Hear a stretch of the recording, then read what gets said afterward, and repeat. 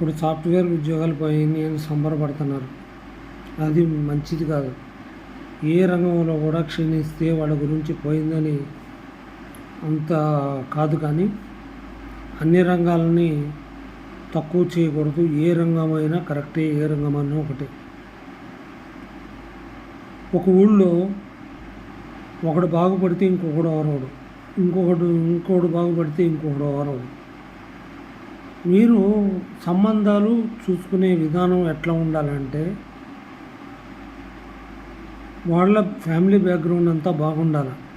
ఈర్ష్య ద్వేషాలు ఉన్నాయా, ఒకళ్ళంటే ఎట్లా ఉంది, వాళ్ళు ఎలా ఉన్నారు, పక్కనోడు బాగుపడితే ఆయనకు ఇష్టం ఉండదా అంటే వీళ్ళ మాటల్లో తెలిసిపోతూ ఉంటుంది. ఎలా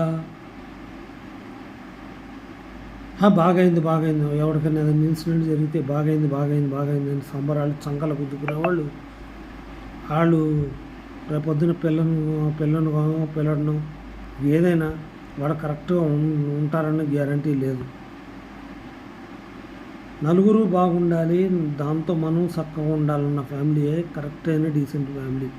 ఒకటి, ఏ ఆడపిల్లల తల్లిదండ్రులైనా ఎక్కడైనా ఎవరైనా అటైనా ఇటైనా ఆలోచించుకోవాల్సిన విషయం ఒకటే, గుణగణాలు. అబ్బాయికి అలవాట్లు ఉన్నాయి, అబ్బాయికి బెట్టింగ్లు ఉన్నాయా, లేకపోతే ఇంకేమైనా ఉన్నాయా, ఆర్థిక పరంగా లేడా, మనిషి తాగుడు అలవాట్లు ఉన్నాయా, లేకపోతే ఇది మనిషి గుణాలు కరెక్ట్ ఉన్నాయా లేదా, అన్ని రకాలుగా ఆలోచించాలి. వాళ్ళ అమ్మ నాన్న ప్రవర్తన కూడా చూడాలి. ఇంకా పక్కనాడు అది ఒకళ్ళ గురించి ఏడిసి వాళ్ళు బాగుపడితే సంతోషించే వాళ్ళు సాడిస్ట్ టైప్. ఒకటి, అలాంటి సంబంధాలను వదులుకోవడం మంచిది. అది సాఫ్ట్వేర్ కాదు, వ్యవసాయం అయినా సరే. ఎవరైనా గట్టిగా వ్యవసాయదారుడు ఒక 20-15 ఎకరాలు ఉందనుకోండి, మంచి బలంగా ఉన్నాడు అనుకోండి, ఏదో చిన్న జాబ్ చేసుకుంటున్నాడు అనుకోండి, చేయొచ్చు.